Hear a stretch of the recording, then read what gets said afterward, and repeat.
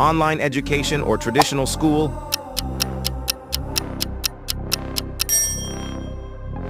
Digital art or traditional art.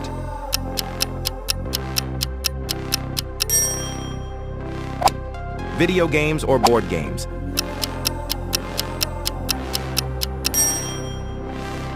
Solar power or fossil fuels.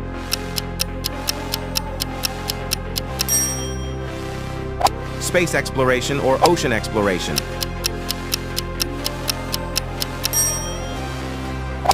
(3D) printing or traditional manufacturing. Cryptocurrency or traditional currency. Autonomous vehicle or human driver.